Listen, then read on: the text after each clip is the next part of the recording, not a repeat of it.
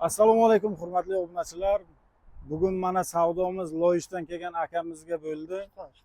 Ishtixondan uzr.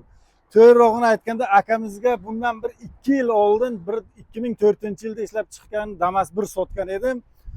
Yana o'zimga olib kelib berdilar. Damas 1ni hisoblab 30 millionga oldimi? 12-yil Damasni 4200 ga baholab akamizga sotdik. Aka, qanday? Yaxshi kunga mining, baraka toping. Hurmatli obunachilar, 2004-yilda ishlab chiqarilgan Damasimizni mana 30 millionga hozir hisoblab olyapmiz. Akamiz aytibdilar, xohlasalar generalni beraman, xohlasa oformit qilib olsin deyaptilar. 30 millionga olindi. Xullas $100 foydamizni bersanglar, berib yuboramiz. Hozir mashinani ham ko'rsatamiz. Aka, salomat bo'ling, yaxshi kunga mining, omon bo'ling. Mana 2004-yil Damasni ham bitta ko'rsatayda. Mana shu mashina. Zadning ostiga kamroq ovozi bor.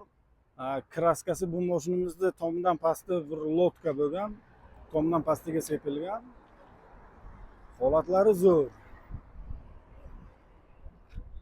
Ko'rinishlardan mana yaxshilab e'tibor berasizlar. Yurishlari chotki, zakonni.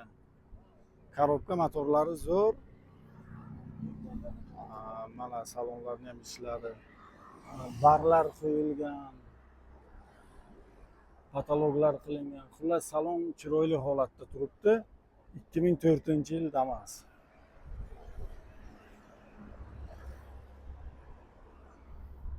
Lekin zigzaglari, mana bu suyaklari zo'r, butun, almashgan joyi yo'q. Chaqqa chuqqalari bor.